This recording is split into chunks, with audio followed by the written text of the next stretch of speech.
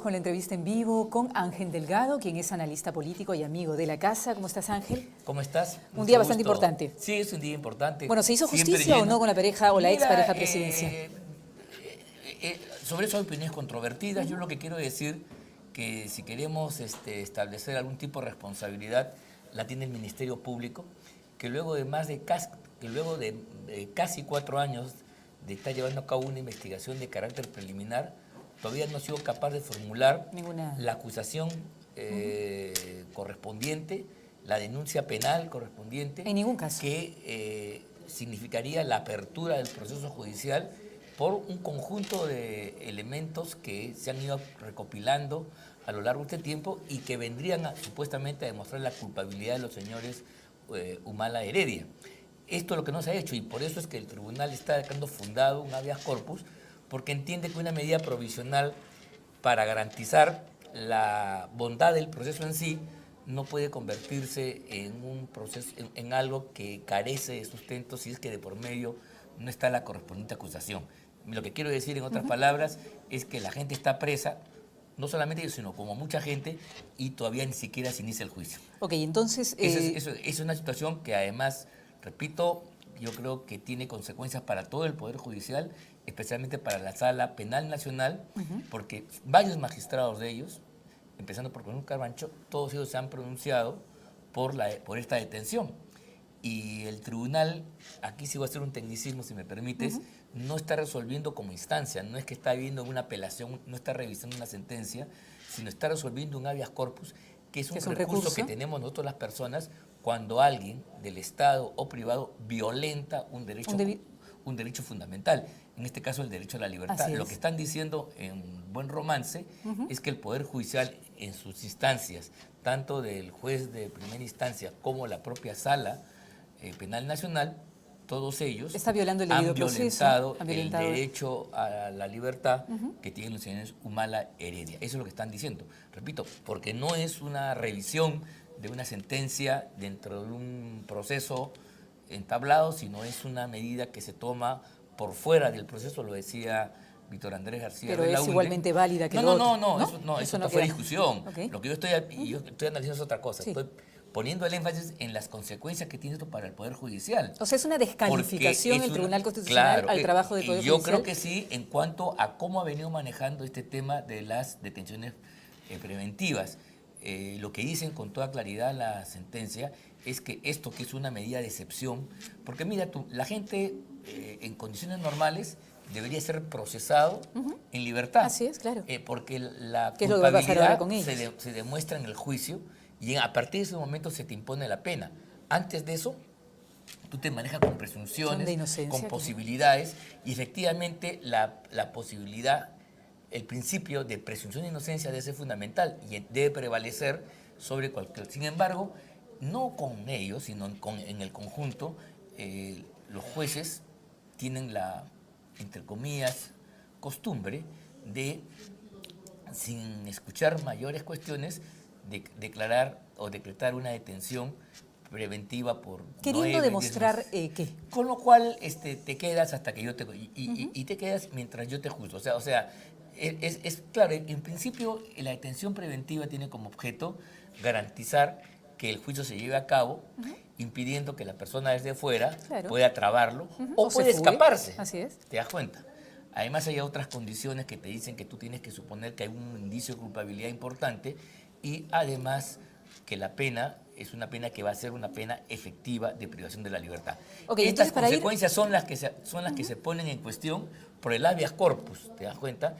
Y eso debe llamar la atención porque es de interés público que nuestro Poder Judicial, que tiene que garantizar la Constitución y los derechos fundamentales ahí contenidos, no puede actuar de una manera tal que sea pues reprendido por el supremo intérprete de la Constitución, que es el TC peruano, que está por encima del Poder Judicial, y le diga que el tribunal, los jueces en concreto, están violando ni más ni menos que hechos fundamentales. Esto es muy grave.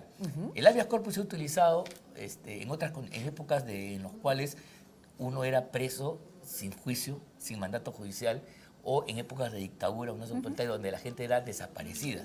Se hacen los habeas corpus porque es una palabra que viene del latín y que se usó por primera vez en Inglaterra en el siglo XIII y significa tráeme el cuerpo.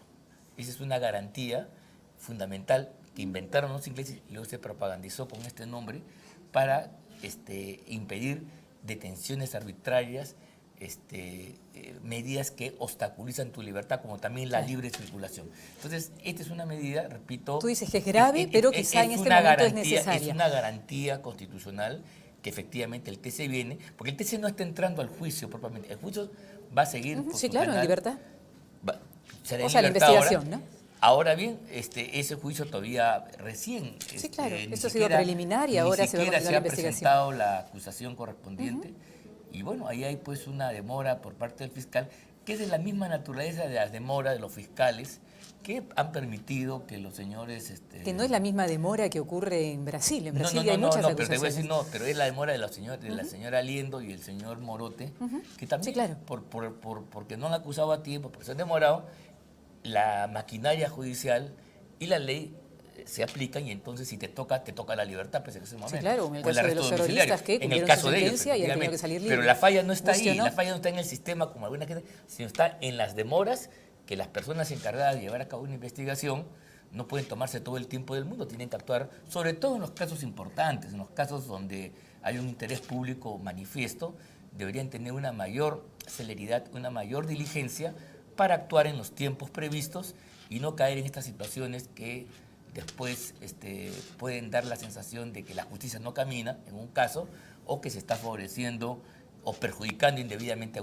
Ahora, yo te quería determinadas preguntar, esa personas. sentencia en habeas corpus de Humala Heredia establece un precedente vinculante en relación, que era lo que se temía, en relación a otros de los procesados o investigados? Bueno, yo creo que la próxima vez los tribunales ordinarios, la Sala Penal Nacional o la nueva Sala de Delitos Anticorrupción, cualquiera de las dos, Sí. van a tener mucho más cuidado en la fundamentación de esta medida provisional preventiva, ¿Que es la prisión que, preventiva? repito, es para cautelar y garantizar el proceso. Así es. Porque mira, si mañana si la gente se te escapa o el que está libre manipula y te desorganiza Claro, está esta medida la cuestión de como- pruebas, entonces como comprenderás, el proceso se frustra. Así Entonces, esta es una medida que no implica sanción ni menos culpabilidad, sino simplemente lo que quiere garantizar es un statu quo, es una medida provisional que lo que quiere es que se garantice que el proceso continúe sin mayores interrupciones y llegue a buen término. Entonces, ¿no consideras que es vinculante y no afecta a otros procesados, que era un poco lo que se temía? Sí, pero va a tener no es que esto se aplique de inmediato,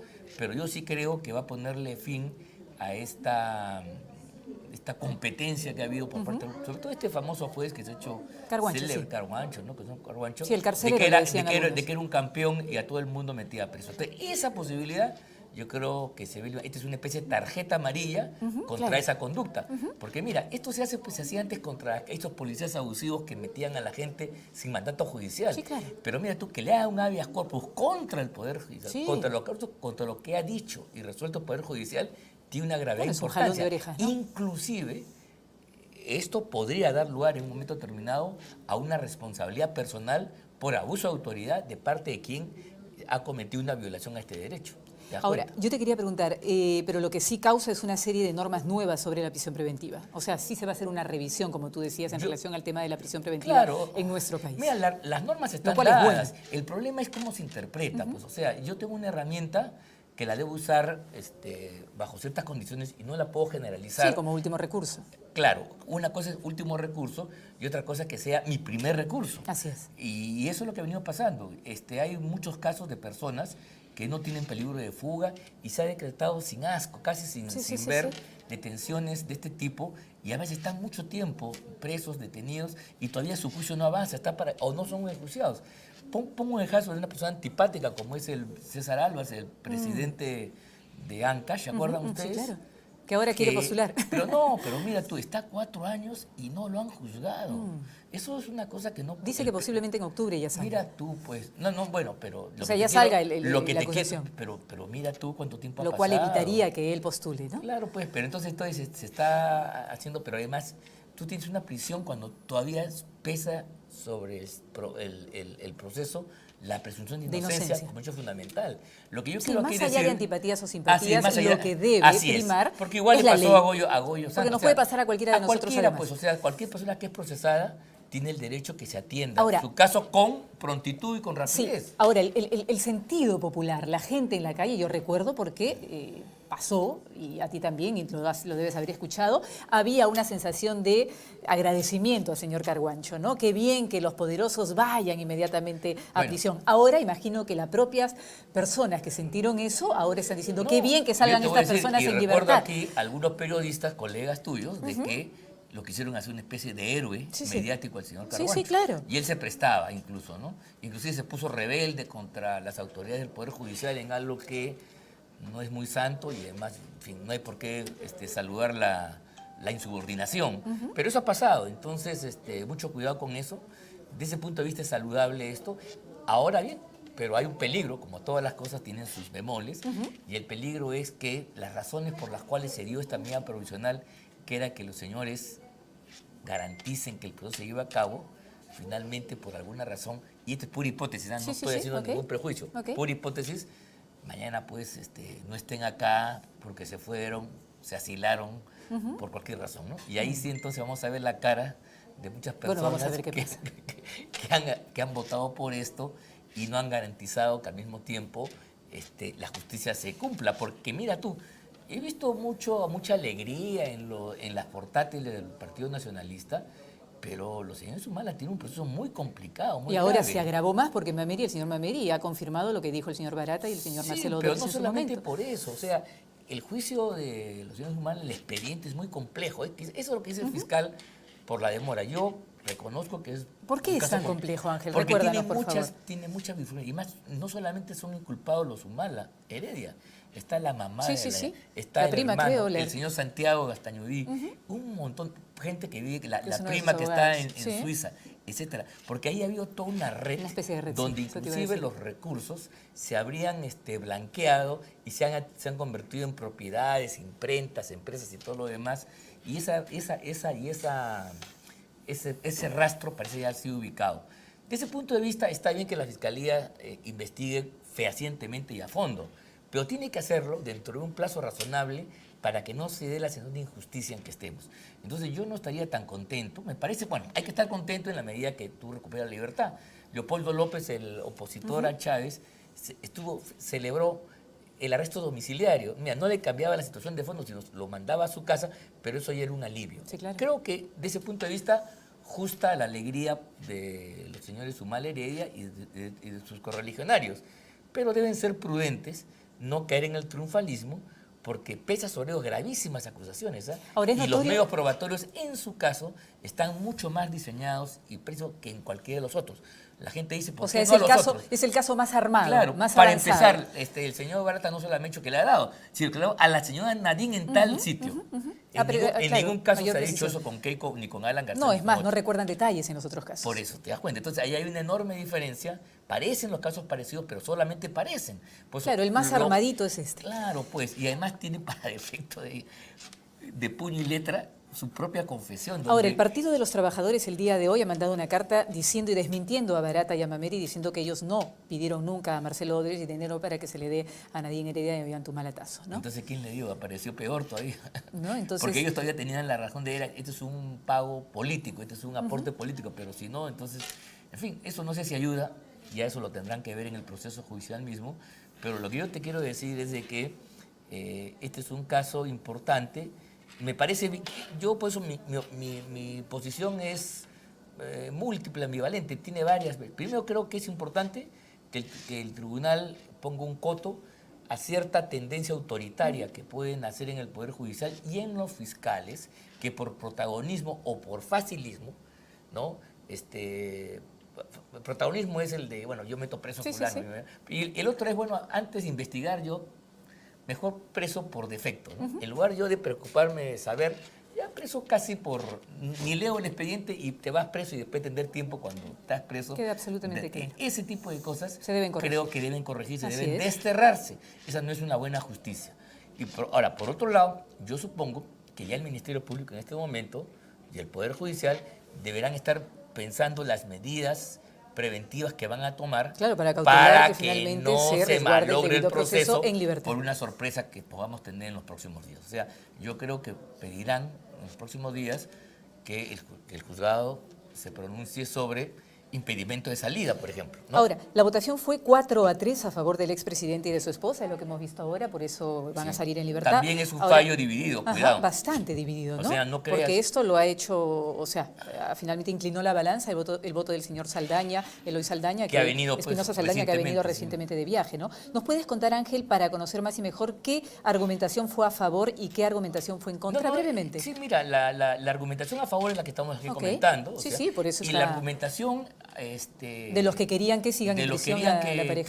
que se rechace el habeas corpus, decían que estas decisiones han sido tomadas en sede judicial. Ok. Mira tú, no es una medida arbitraria. Al final lo es porque lo dice el TC, pero son decisiones que se han llevado a cabo con el debido proceso. Nosotros hemos visto cómo ha hablado el juez Carguancho, se ha televisado la audiencia, los abogados han dicho A, los fiscales han dicho B, se han aportado pruebas, hay un razonamiento que está expresado en tinta y papel, está con toda claridad. Esa decisión además fue recurrida, esto es apelada ante el tribunal, ante la sala correspondiente, la Sala Penal Nacional, y la sala ratifica. Entonces, ha habido pues varios jueces que han dicho, sí, procede la medida. Además, cuando se presenta el habeas corpus también se presenta originalmente ante un juzgado. ¿Cuántos habeas corpus se han presentado en todos esos No, 9 en este meses? caso, para este caso Sí, uno. para ese caso uno, pero venían ya presentándose varios, sí, ¿no? pero que en este fueron caso rechazados. uno. Este caso, el habeas corpus ingresa a un juez de derecho público, el cual se pronuncia en primera instancia. Esta decisión es luego vista o revisada en apelación por una sala de derecho público en el Poder Judicial. Y en un recurso de revisión, en un recurso llamado recurso extraordinario, Ya. el tribunal revisa el habeas corpus, que está diciendo de que esas decisiones de los jueces de la sala penal y el juez Concepción Carguancho, esa decisión Son incorrectas es y arbitrarias. violatoria, Y violatoria los derechos humanos, la del libertad, el derecho debido humano proceso. a la libertad que tienen ambos señores, Humala y Heredia, ¿no? Ese es el tema. Entonces, son dos posiciones complicadas, porque mira, este es un habeas corpus contra una resolución del Poder Judicial. No sé si me explico. Sí, sí, claro. Que no es usual, porque generalmente los habeas corpus y los amparos, el habeas corpus solamente para la libertad y los derechos afines, el amparo es para otros derechos. Se presentan contra autoridades o incluso privados también cuando violentan los derechos. Pero que se haga un amparo contra una medida judicial es la excepción. El derecho constitucional, el derecho procesal constitucional reconoce la medida porque también los jueces pueden, con sus resoluciones, violar derechos fundamentales. Esa posibilidad es difícil, a veces poco imaginable, pero existe. Y en este caso, mira tú, el tribunal ha dicho 4-3 de que sí, estas resoluciones Y el presidente de del varios tribunal, jueces, además. son ahí como hay 6 casi jueces, Sí. que han opinado, ya han dictaminado, ya han votado en distintos momentos de este proceso, sería pues un acto violatorio, por el cual en otras circunstancias podría haber hasta algún tipo de responsabilidad personal, porque quien viola un derecho fundamental, y sobre todo siendo autoridad, merece por lo menos ser Ahora, investigado. Era una y sancionado eventualmente. postura a favor y otra en contra. ¿Había una opción alternativa? No, solamente ha habido dos posiciones. Y No, por ¿hubiera eso, podido haber una opción alternativa, te pregunto? No, porque Pues- el habeas corpus es un remedio procesal muy sencillo, que lo que plantean es que te ponen la libertad porque se ha violado un derecho fundamental. Entonces tú tienes que acreditar que... Porque el caso clarísimo de violación es que mañana una persona es detenida en una comisaría, ¿no? Pasa 24 horas y a la persona no lo ponen frente al juez. Entonces esa detención en ese momento se vuelve inconstitucional y contra eso procede el habeas corpus. El juez va a buscar a la persona agraviada y la pone en libertad de inmediato o la pone ante el juez si es que hay un acto criminal. Pero lo que no puede permitir es que nadie, absolutamente nadie, esté preso sin un debido motivo y sin una resolución judicial que diga que estás preso. O una acusación. En este caso, hay resolución judicial por el cual están presos los señores. Sin embargo, el tribunal, haciendo un análisis más de fondo, dice, esta resolución es injusta porque el fondo es ¿no? Porque es una medida preventiva Ahora, que no está acompañada de la acusación fiscal correspondiente. Ahora el público dirá, si les pasa a ellos, si finalmente ahora se anula la prisión preventiva para que sigan su proceso y su investigación en libertad, bueno, van a anular todas las prisiones preventivas que no tienen acusación. ¿Eso puede darse? No, no ¿Puede tanto. abrir un umbral de esa manera? Bueno, claro, siempre las personas, los afectados pueden recurrir al tribunal, pero el tribunal gente ha rechazado, porque no es común de que la autoridad encargada de juzgar de acuerdo a la ley del debido proceso, con un criterio garantista, sea ella la que viole, ¿te das cuenta? Eso aparentemente es un contrasentido. Es como si el policía que te cuida finalmente es el delincuente. Eso es una anomalía. Puede ser, pero no es lo común ni lo correcto. Entonces, no es que habeas corpus o amparo contra resoluciones judiciales son la excepción, no es la regla, porque no debe ser en ningún caso el Poder Judicial ni las autoridades, en este caso vinculadas a los juzgamientos, quienes pueden violar ellos los derechos. Sin embargo, como somos seres humanos, pueden hacerlo.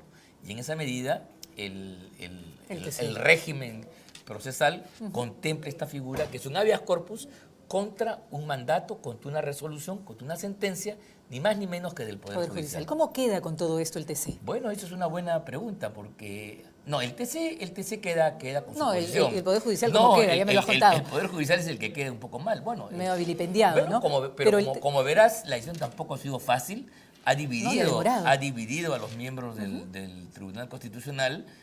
Hay 3 personas, 3 jueces, ¿no? Igualmente honorables que los otros, que consideran que la medida se ha adoptado en el curso de lo que la ley dice, porque la prisión preventiva está consignada en la ley, y que esta medida ha sido analizada por fiscales y por jueces en 1, 2 y 3 momentos. O sea que ha sido revisada. La decisión no es que se decidió y punto. Esa decisión fue apelada en su momento y los jueces de la Sala Nacional, ¿no?, dijeron sí, confirmaron.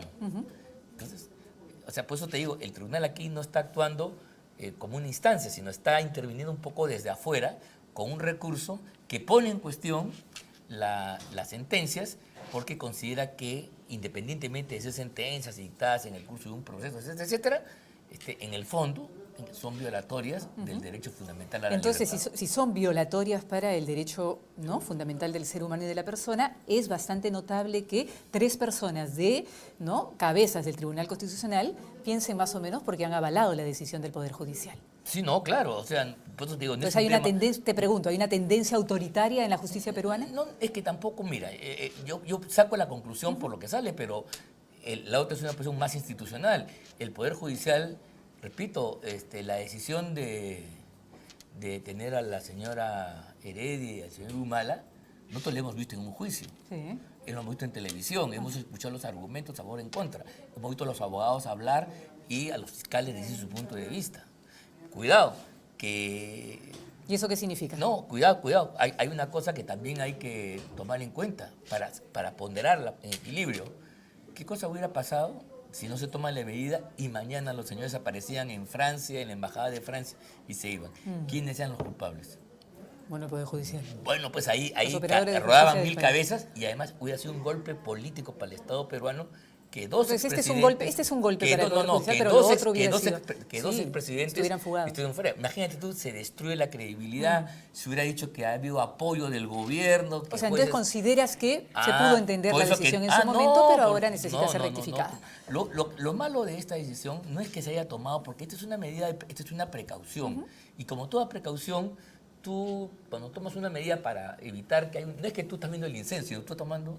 Te estás preveyendo, te estás adelantando por si acaso. Para evitar el daño mayor. Por si acaso, para evitar el daño mayor. ¿Correcto? Ahora bien, si no tomas el daño, no eres diligente y pasó, ahí la explicación que tú vas a dar a tus jefes o a la opinión pública o a quien corresponda va a ser terrible, no vas a decir cómo. Entonces, a veces hay esas decisiones que son un poco duras, pero se entienden y el sistema está hecho así porque si no sucediera esa posibilidad, la gente se escapa, pues, Así es. simplemente. La gente, como ha sucedido antes, ¿no? Pero ahora se corrige porque definitivamente necesita ser corregida. Claro. Y yo te quería preguntar, ¿hay o crea jurisprudencia para los otros procesados del caso Odebrecht? No, bueno, hay algunos elementos que van a definir mejor el contorno de la prisión preventiva, y sobre todo yo creo que... Porque se dice, esto se hace sí, posiblemente para favorecer a Alan García Pérez o a Keiko Fujimori en su momento, para evitar que vayan Bueno, presos. el elemento favorece a Humala y a No, su sí, bueno, señora. ese O es, sea, eso es vamos a ser indudable. claros. Después de 9 meses salen libres. No, pues, bueno, es cierto, lo que pasa aquí tiene un impacto allá. Así es. Y ahí podemos sacar conclusiones distintas, pero yo creo que hay que ver las cosas en su sitio y en cada momento concreto. Creo que aquí lo que ha fallado no es tanto la decisión de la medida preventiva en su oportunidad, sino que a pesar de haber tenido 9 meses después que se presenta, ya el fiscal tenía 3 años la causa, este señor, no sé por qué razón, debe ser porque la cosa es compleja, seguramente difícil, no ha podido Tener una presentar ante el Poder Judicial la denuncia penal definitiva para iniciar el proceso. denuncia penal es lo mismo que acusación. Sí. No es lo mismo.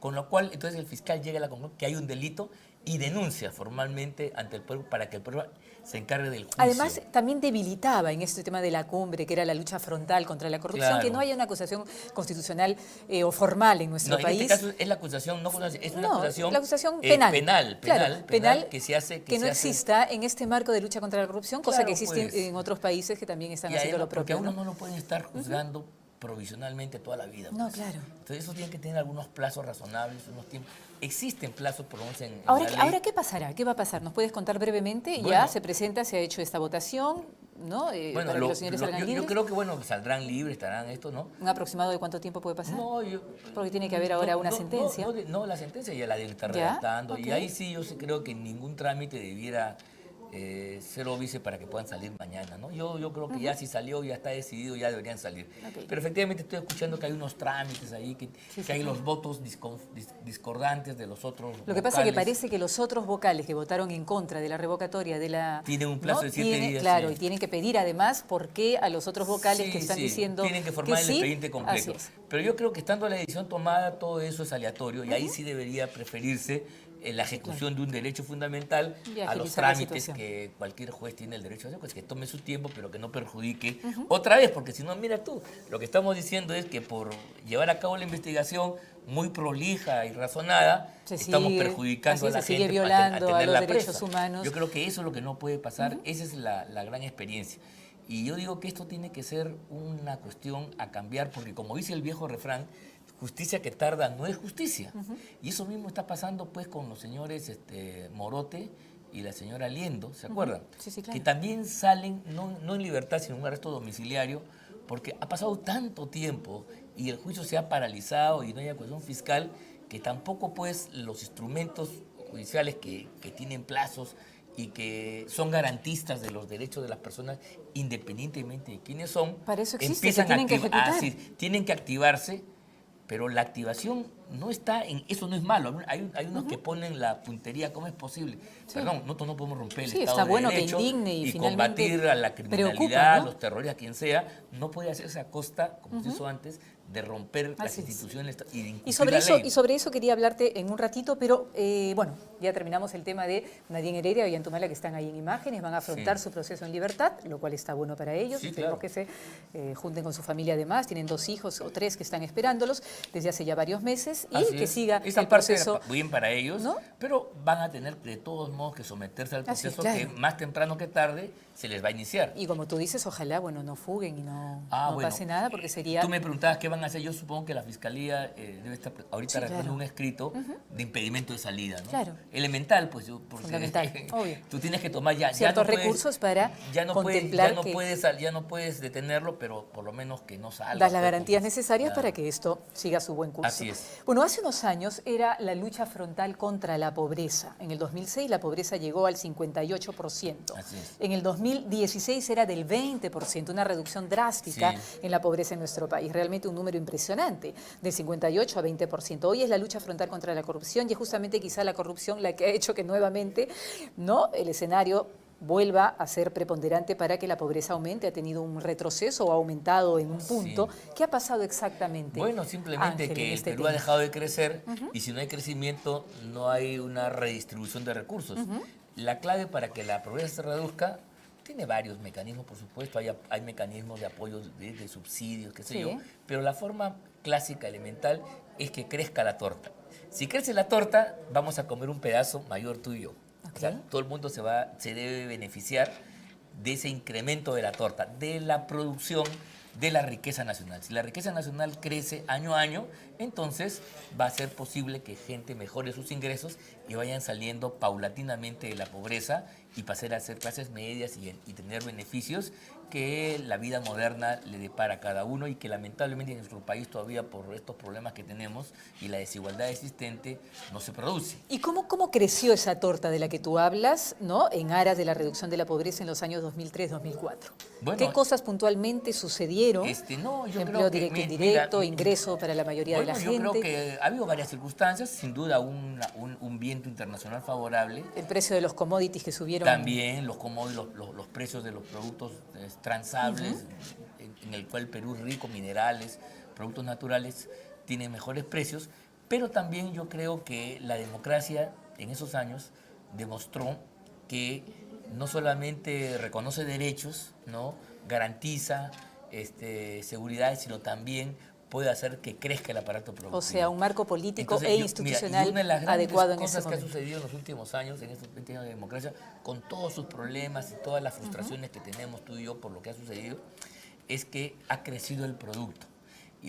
Ha crecido con sufrimiento. ¿Qué significa eso? Crecer el producto es que la riqueza, o sea, que el ingreso de toda la familia peruana se ha visto incrementado por varias cosas, porque tenemos nuevos fondos, nuestros productos son mejor cotizados, o porque trabajamos mejor y ahora estamos exportando productos con valor agregado. Ya no solamente roca, sino ahora... No solo la materia prima, sino ya un producto Ya más un producto elaborado y todo eso va mejorando.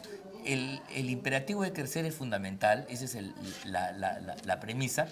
En el Perú el crecimiento ha sido con sufrimiento porque ha significado, hay que decirlo con toda claridad, sobre todo en la época del fujimorismo, disminución significativa de los derechos sociales de los trabajadores, especialmente eliminación de garantías, de la negociación colectiva, etcétera. Bueno, ya, ok, eso está mal, ¿ya? Pero incluso ya ese es el precio que el Perú pagó.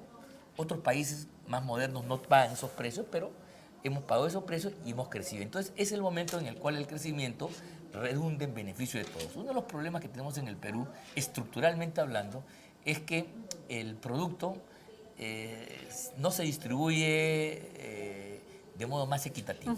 Ahora, sobre esto no hay reglas, por cierto.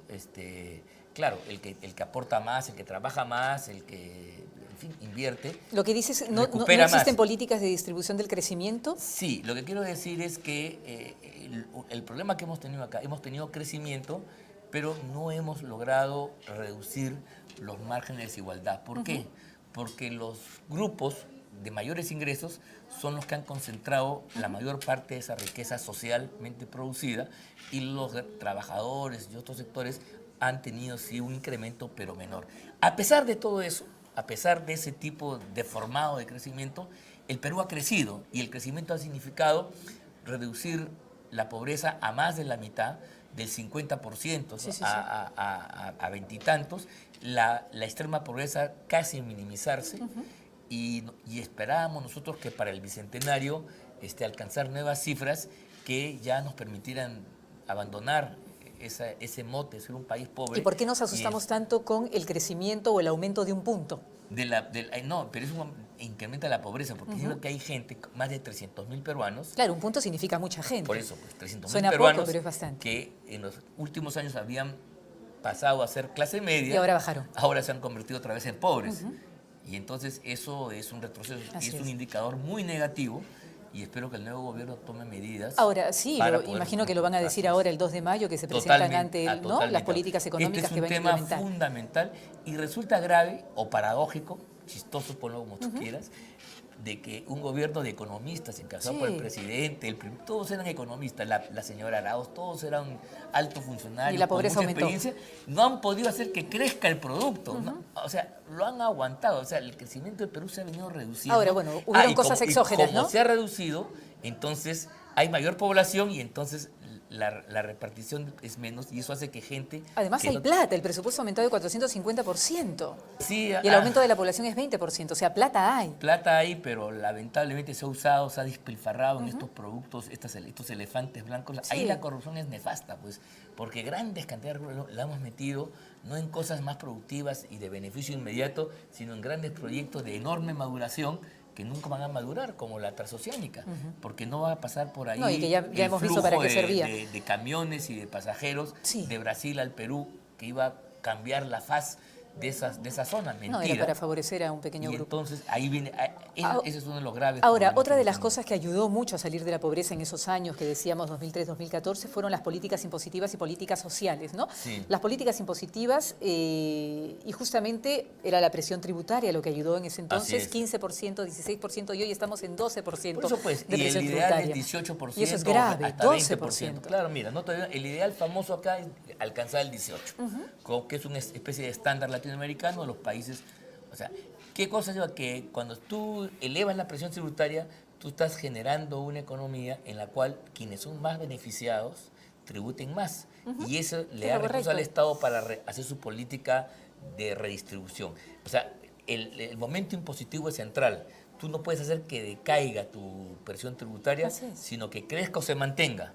En Estados Unidos, Estados Unidos es un país grande porque los impuestos son grandes de verdad. Así es. Y la Bueno, gente pero la gente se gana siente mucha contenta de plata. pagar porque ve el así resultado, es, la ve gente la obra gana y- mucho, pero también el Estado se lleva una buena parte, pero efectivamente Pero después regresa en eso obras regresa en a la obras, en ciudadanía, y es seguridad, en fantástico. grandeza, En en educación, mejoras, en mejoras. en qué sé yo, ¿te das cuenta? En salud. Cosa que en nuestro país vemos Así. muy poco. Aquí no vemos eso. Por eso porque nos duele pagar ese es el impuestos. gran problema, que no tenemos una cultura al revés.